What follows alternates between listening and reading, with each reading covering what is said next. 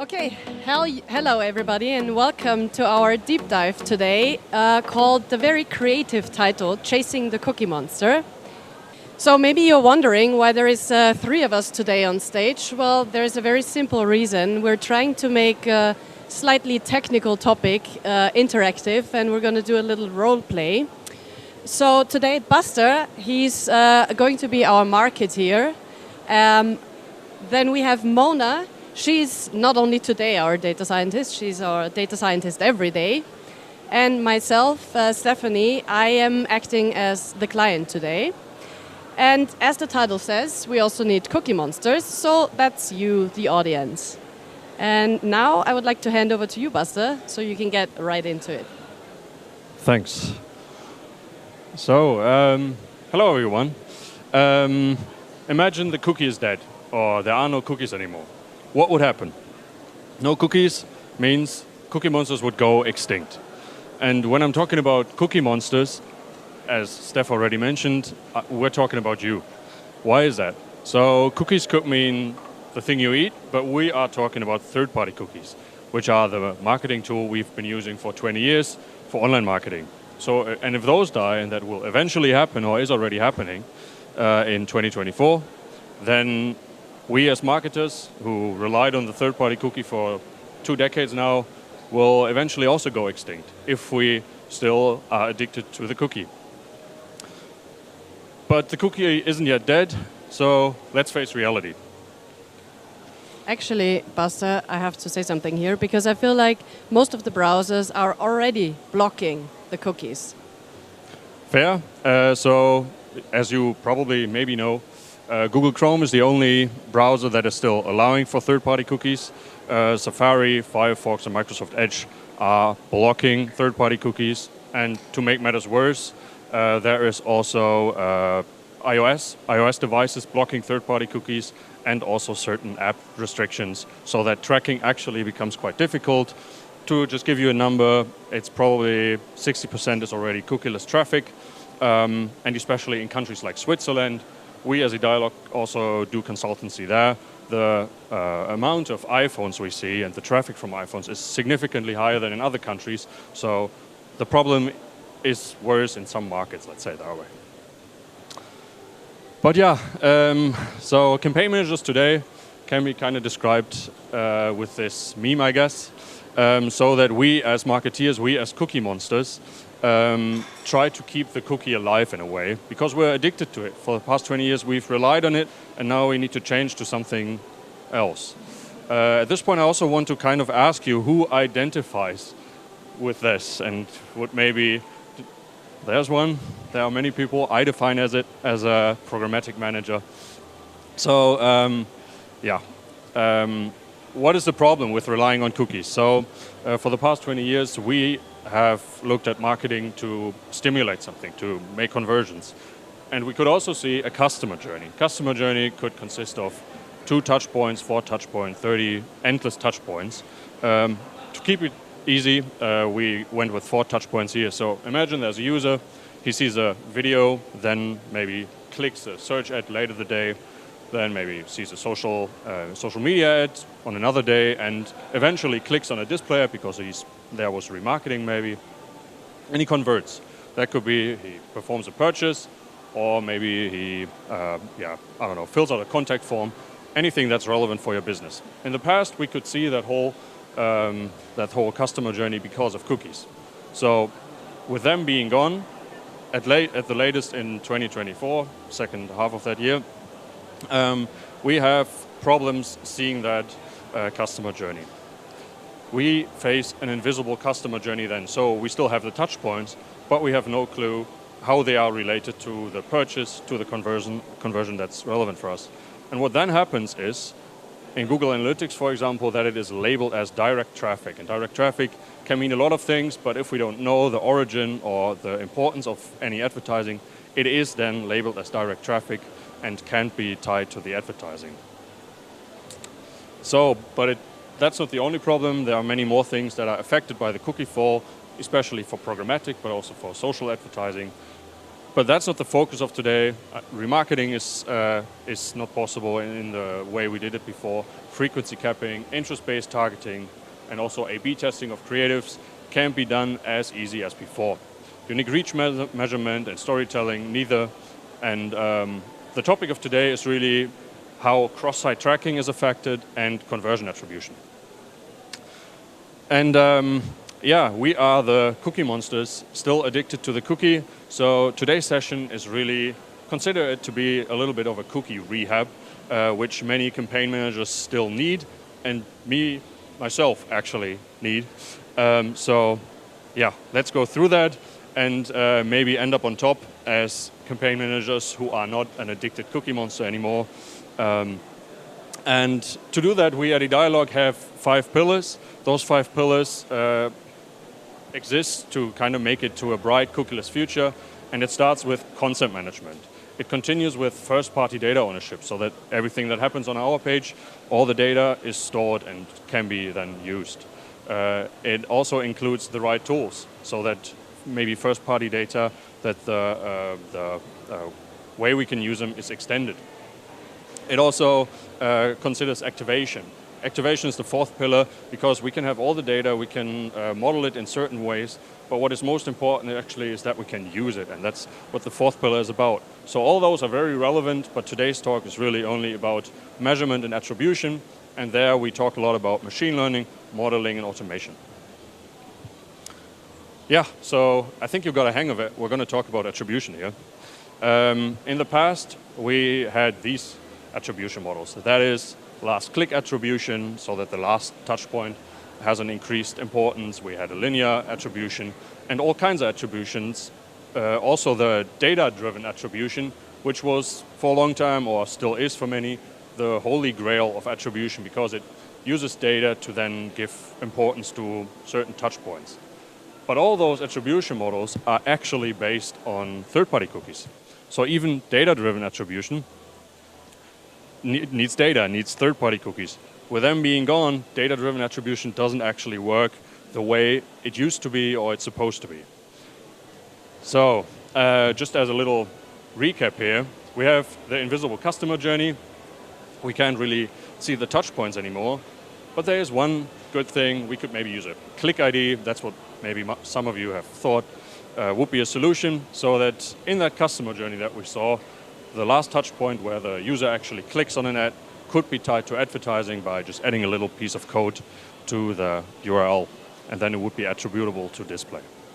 What have we learned? We have invisible customer journeys, view-through conversions in the future without third-party cookies would end up in direct traffic or would be labeled as direct traffic, but for ads that are clicked, we can actually attribute them with a click ID.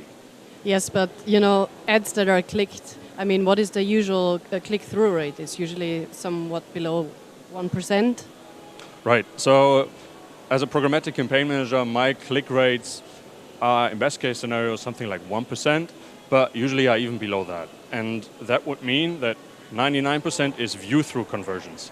And as we see here, view-through conversions would be then labeled as direct traffic. So that really means if it's 5%, best case scenario, 5% click rate, then 95% of the ads still would not be clicked.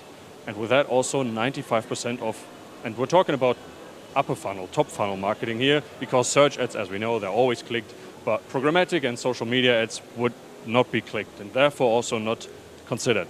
And that's quite a problem because we base our decisions in digital marketing on the numbers that we can see, and we actually evaluate our advertising by the numbers. And if the numbers are incorrect, because we can't really tie the advertising to the conversions, then we may end up with false conclusions. So what do we do now? We have certain initiatives within the industry, so we're not the only ones thinking of that. So there is, for example, the Google Chrome Privacy Sandbox. They came up with an attribution reporting API. It gives a lot more meaning to a browser and would actually allow things that were possible before with the cookie. However, also Safari already said, nah, we're not doing that, we're not supporting this. And Firefox and Edge yet have to make a statement how they're going to support it and if they are going to. Also in the programmatic field, there are ID solutions, which are kind of like a cookie, but way more accurate and way more stable. But there are countless IDs in the market, and there is not yet that one solution that everyone wants. And also Google doesn't support it. So also not really the solution we're hoping for. And also these, radio, linear TV, print, and out of home or digital out of home have never been considered for attribution. The reason is there were no cookies, it wasn't digital. So yeah, we really don't really know if our ads are working. And we're not going to know that in the future. And already now with 60% cookieless traffic maybe in Switzerland, we already now are impacted and may have false conclusions because of that. But imagine there is a way. Imagine this talk actually had a meaning. In the past we had the multi-touch attribution. That's what we saw with the invisible customer journey. It was cookie-based, but that's the past. We now want to go into the future and how it's going to be in the future. And the attribution of the future will be based on aggregated data. So that's the main difference to what we've seen in the past. With aggregated data, I mean that we're not looking at one individual user, but actually at our marketing as a whole. I'll explain that later in more detail. And the attribution of the future is regression-based attribution or marketing mix modeling. The difference between that is that the first one, the multi-touch attribution, is obviously very granular. We look at the individual users, but it's also privacy concerning. That's why the cookie is actually dying. And regression-based attribution is also very granular, so that's a big advantage here. And why is that? Because regression-based attribution can mainly be used for digital marketing. And in digital marketing, we have a lot of data about every impression. We know which device was used, we know which browser was used, we know when it happened, we know if it was clicked or not, and with that data we can work and actually then use it for our attribution. For one more second. For marketing mix modeling, the data is a little more broad. If you think of print, for example, you don't have a lot of data. You know maybe it was a magazine, but you don't know how many times it was opened, when it was looked at, and all that. So then data is a little more broad, but still, that's more the future than the multi-touch attribution of the past. Of course, I didn't want to interrupt you. I'm very sorry. I can see there's two words for the future, and I'm just wondering, as a client, as a company, what would you suggest? Is it regression-based attribution or marketing mix modeling, or both? Maybe one after the other. So maybe starting with regression-based attribution would give you more benefits for now because it's more granular, it is more like what you're used to, and the insights are much better in the sense that you can rely on the results. With marketing mix modeling, it all becomes a little more broad, still gives you very valuable insight, and it can actually incorporate the offline channels.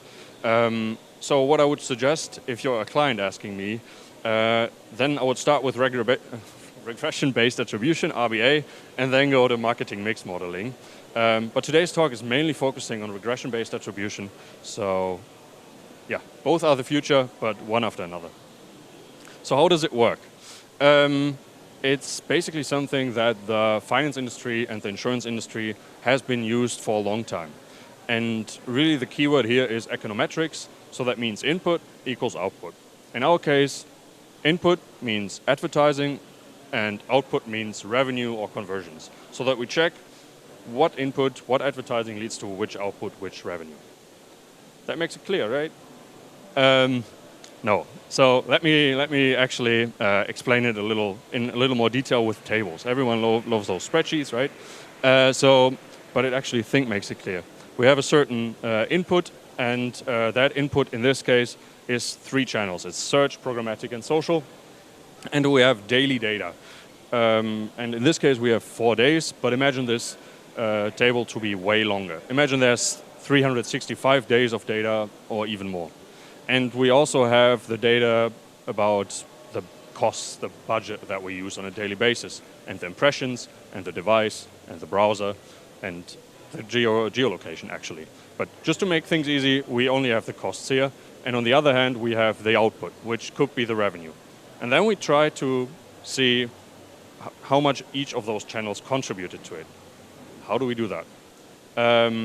So imagine over the course of 1 year, we see that sometimes search got a little more budget, sometimes a little less, and we see that like 14 days after that, the revenue increases slightly. Then we can see patterns kind of in the data. I mean, it's not manual work, but that's machine learning. So it sees patterns in the data for all of those channels. And then we actually know how much they contributed, they meaning the channels, to the revenue. So those are the relationships that we want to see which advertising actually works, to then make conclusions that are actually flawless. So sorry, just 1 second. Can you go back 1 second? I hope so. Yeah. Does that mean that all I have to provide is like a CSV file or some Excel, and then you put it into some machine? Or how can I understand this as a client? How do you need me to provide the data? Like a CSV file would do for the beginning, but the idea to be more efficient here is to automate it. So what I mean with that is if we directly connect to the different tools that we're using, so for search that may be Google Ads, for Programmatic DV360, and for social it may be like the Facebook Business Manager, then we can connect that to a cloud. Actually, I think Mona is also going to talk about that later, and then we can run it without having manual work. But to just maybe check your data in the beginning, a CSV file could also do the trick. Okay, thank you. Right. Well, okay. Well, thank you, Basta. This actually explains a little bit why my math teacher, when I was very little, told me, even if I'm not going to be a math teacher, to actually listen to what he's saying, because a calculator is not all you need. You're going to get across mathematics at some point. Well, here I am, and I am across mathematics. So now, Mona, I would suggest we go a little bit into more detail, and you explain the regression model. Thank you, Steph. Data-driven marketing has proven to be successful. It has taken us away from all the rule-based and human bias decisions and approaches towards advertisement. The question that we face today is that, are we still able to do data-driven marketing with all the regulations and privacy issues that exist? I'm here today to give you the technical aspects behind why it is still possible to do data-driven marketing and attribution within certain limitations. So let's take a look at it. Regression-based attribution. As the name says, we are dealing with a regression model. But what is regression? It's a machine learning algorithm that defines the relationship between one dependent variable and one or many independent variables. In our case, and especially when we talk about attribution, we are interested in learning the relationship between the budget that we put into advertisement and the revenue that is generated on the other hand. So regression is a suitable model for us. Let's take a look at how we collect the data for regression.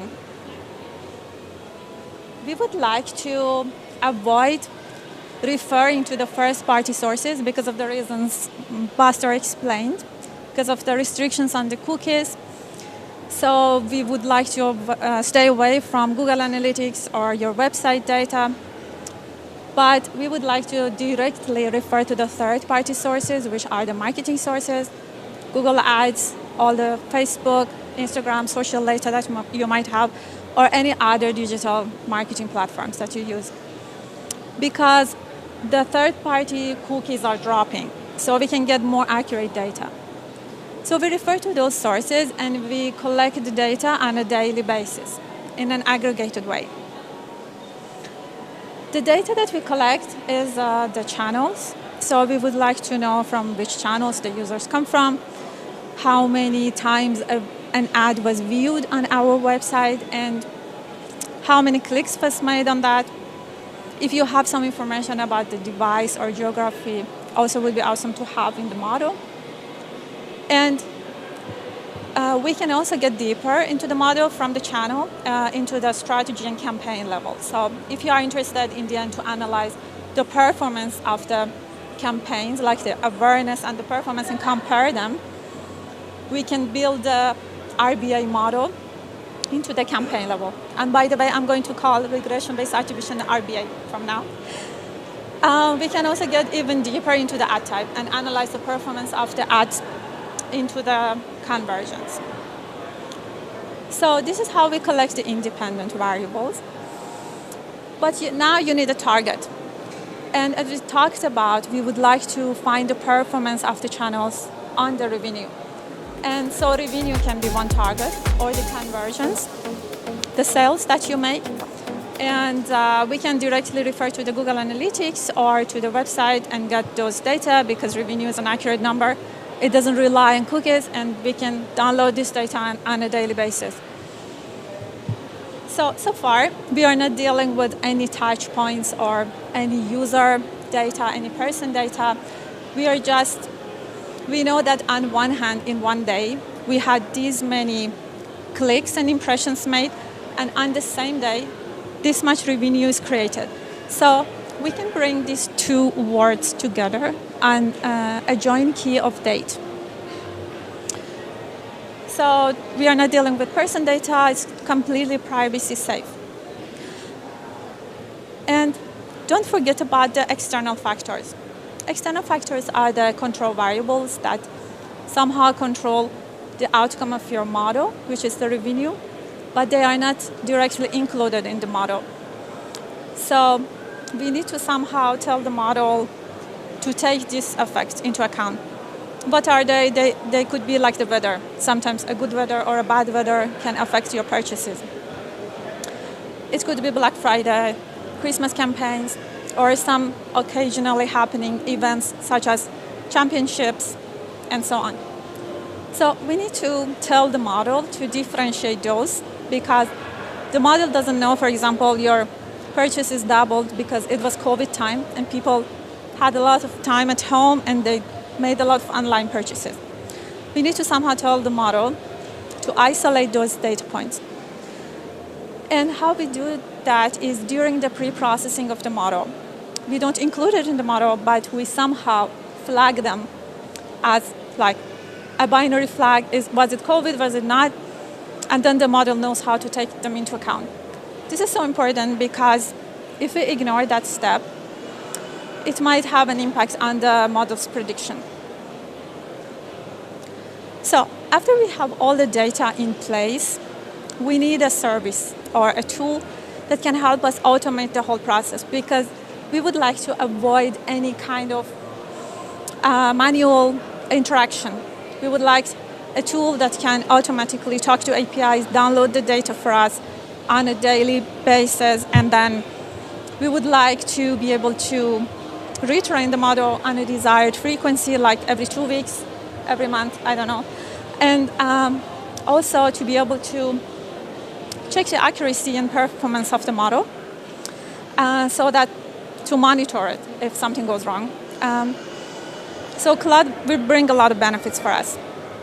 So you would suggest, this is what actually we come full circle now, because Buster before, when I was asking him about the CSV file, this is the problem, right? If I would just give you a CSV file, you would have to do everything manually and you would have to repeat it. Yes. Every, I don't know, whatever, 2 months. Exactly. It is possible to build a machine learning model with the CSV files using Python packages, of course, but we would like to make everything easy, right? We want to make everything automated, structured, fast. So that's what we recommend. Because otherwise, every time you're ingesting new data, then you would need to create a new CSV files, create a new model, and then it's a lot of effort. So after that, we can relate to use some like Python packages, scikit-learn, or BigQuery ML, and create our regression model. And the coefficients of this regression model would be the insights that we are looking for, or the outcome of the attribution. The whole thing will get into a loop. So every time we are incorporating, we are getting new data, so we are creating or identifying new patterns and creating new insights that were not visible with the first data, which is very beneficial as well. So if you talk about insights here, I mean, this is a very complicated slide, of course. So for me, if I don't have the technical background, how can I see the results? What does it look like? Yeah, we're getting into the results in the next slide. I would like to uncover some fascinating insights about the RBA model. RBA has the potential to provide actionable insights that can be leveraged to optimize your marketing strategies. It can also be used to optimize customer targeting, product development, and even pricing decisions. But if we look at the main outcome of this model,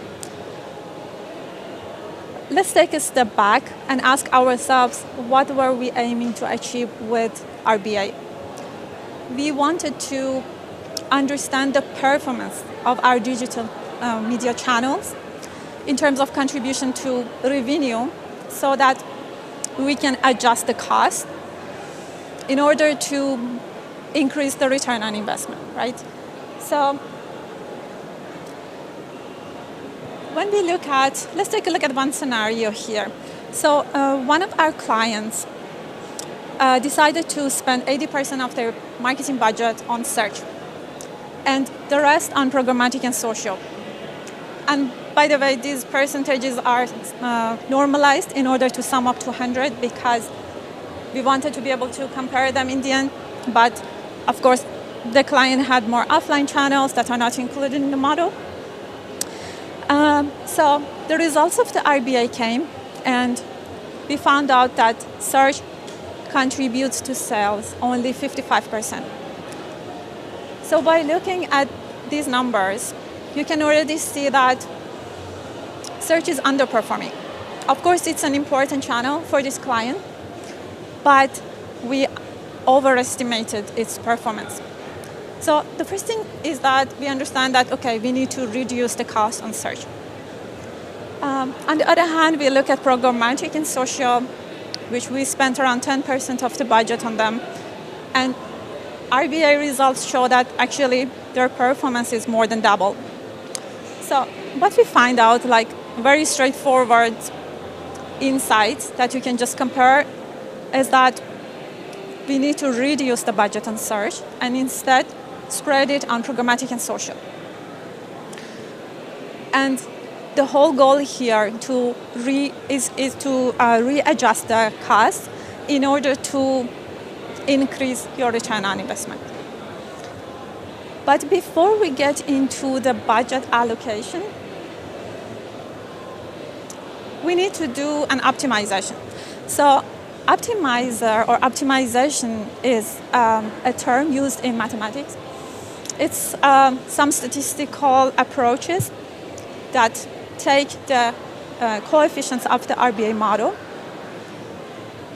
and try to readjust them with the goal of maximizing the return on investment. So we have the revenue on one hand, and we have the RBA formula that is created. And now the optimizer is telling us how you can split your budget to maximize your return on investment. For this client, after optimization was applied on this regression formula, with the same total budget, it's just re-splitted differently, and the return on investment is increased by 15%. So 15% is a very good number, but it can also be different from client to client based on your campaign strategy, structure, and underlying complexities. Yeah, it can change. But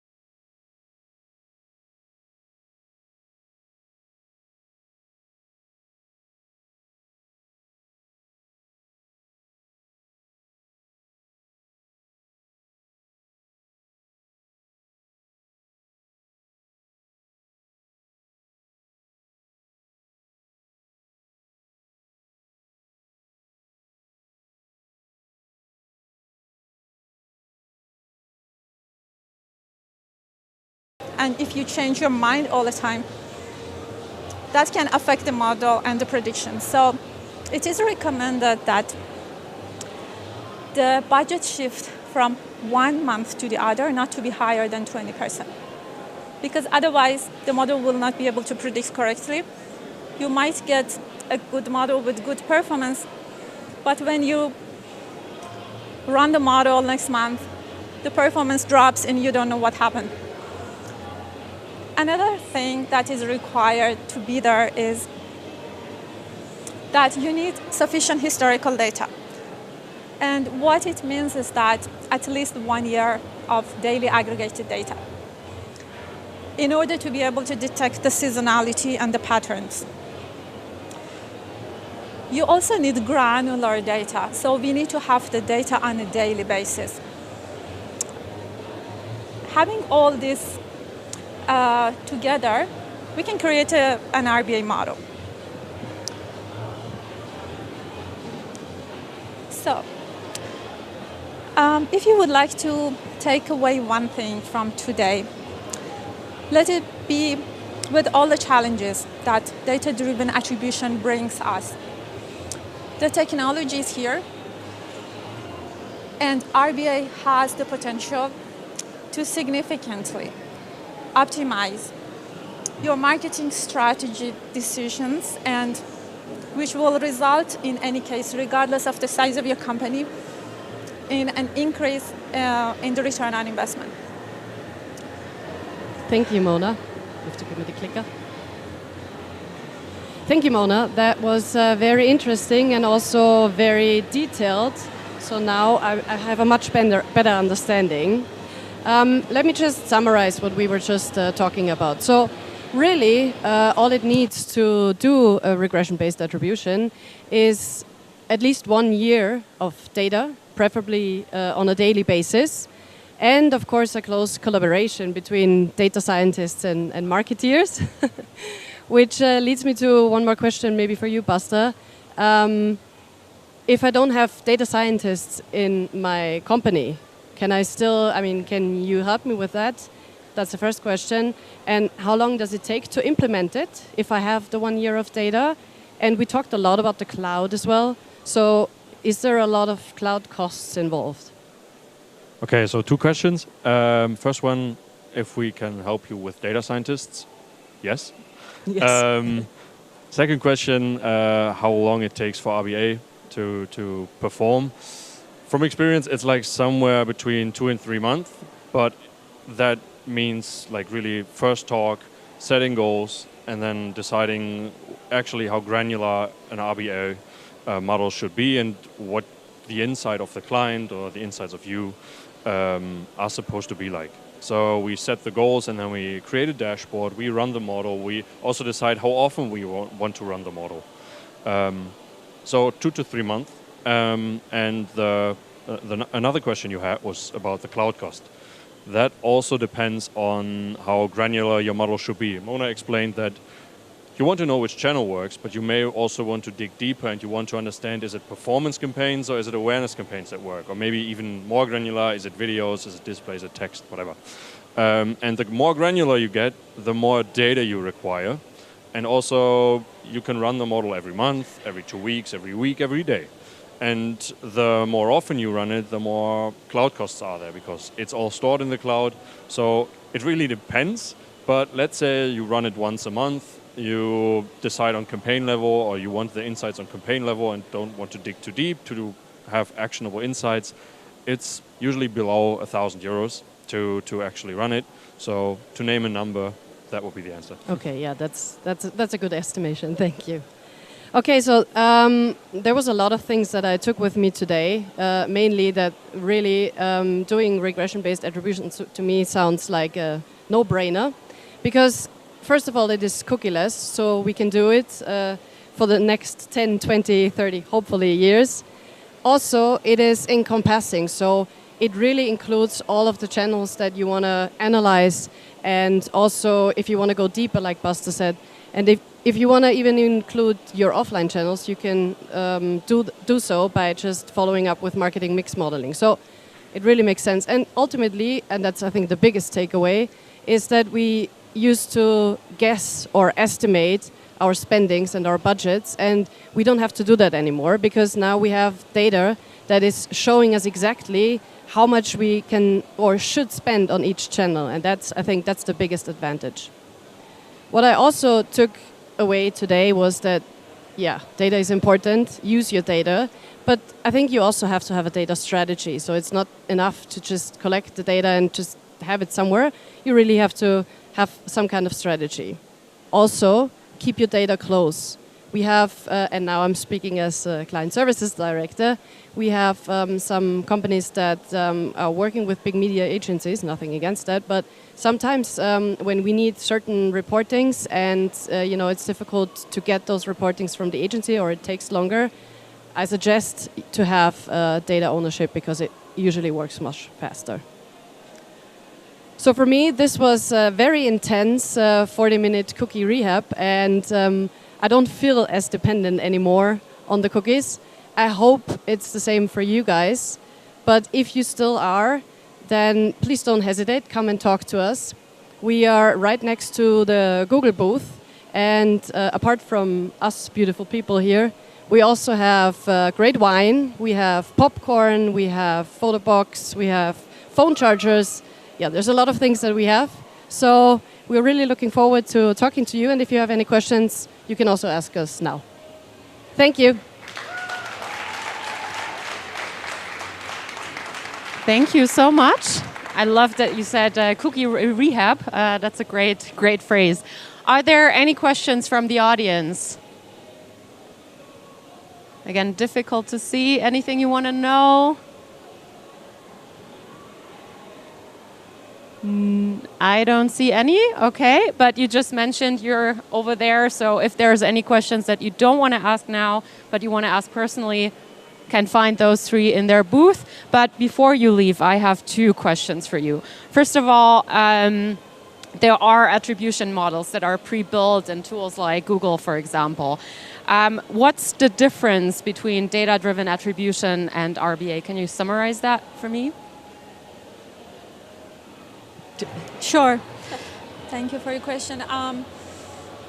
The data-driven attributions that are built in tools like Google Analytics, they can be a good source of referring to them to have an understanding of the performance of your channels, but they should not be taken as a source for budget allocation because, first of all, they are cookie reliant, and that's the whole point behind using RBA as an alternative tool. And second is that they are built with a machine. So when we create a model, it's built with your data, but it is custom made for your business. And so we take into account a lot of human decisions when we create the model, from pre-processing, feature engineering, until the modeling, evaluating, automating the whole process. And this is not considered when you use like a tool. It's like a black box that you don't know what's happening. But yeah, as I said, it can be used just to take a look and have a general overview of the performance of your channels. To maybe add to that, also the RBA model gives you a general overview. It gives you recommendations for your budgeting, and you don't need to decide on gut feelings. We just take the budget from last year at 20%, and that's the budget of this year. But you actually you can use your data to then come up with a new budget strategy, marketing strategy. But the data-driven attribution is actually also very important to still keep for your algorithms within your tools to then also improve the campaign. So it's not either or, but you should also consider RBA so that on paper it may appear that social or programmatic are underperformers, but actually that's just because the cookie is lacking. Then you should look at RBA, and probably then you can conclude that your conclusion was actually just a cookie issue. So you should go with both in this case. Okay, perfect, thank you. And then the other question kind of goes into a little bit of a different direction. So let's take an example. I see a product, I don't decide on buying it, then 2 weeks later I see it again. How does RBA work around that? For that case, add stock, carry over, diminishing return are the terms used for this concept. And The idea behind it is that to use some statistical approaches to give weights into different channels or ads based on the recency and frequency. So how recent you saw the ad, which makes when the peak is happening, that people are under the impression to make a purchase. And also how frequently they saw that. So based on these two factors, there are some approaches, some algorithms, different methods that address this issue, and all of them take into account for how long your ad was shown, what was the peak, and how long did it take for the users from seeing your ad until they make a purchase. And the model is also learning, right? So the more data you insert and the more often you remodel, it's learning. So of course it gets a better idea after a year or so. Perfect, thank you. Last chance, any questions from the audience? No. And now yes?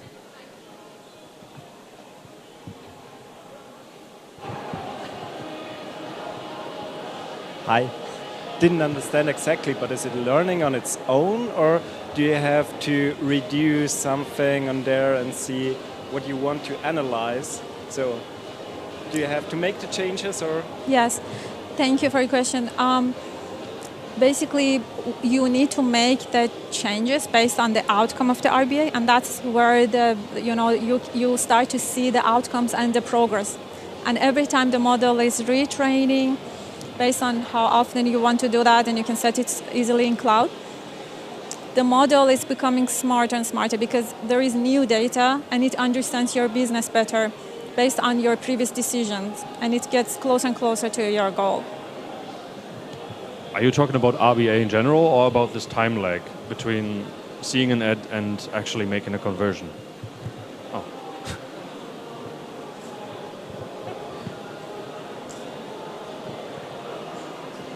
It was just a general question, because we are doing some similar things with Excel, and every year in December we decide how we make the Excel for the next year, collect all the data and focus on new things, extend the Excel and everything. But it's pretty cool to see that there are software outside who can do it on its own. Yeah, I mean, it's not really a software, but we come up with the model, we put it in the cloud, and so we don't need to change it every time. And what Mona just mentioned, with every remodeling and every month of data, there's maybe some slight changes in your budget, and with those changes, there may be changes in your outcome, in your revenue, and then the patterns are more easy to observe. And with observing, I don't mean us, but the machine learning, and then it understands how important a certain channel is. And I hope that answers the question. Yeah, it answers it. Thank you.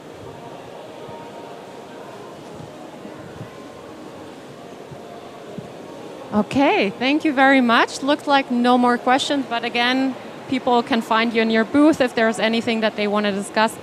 Personally, thank you very much. Big applause for those three. Thank you.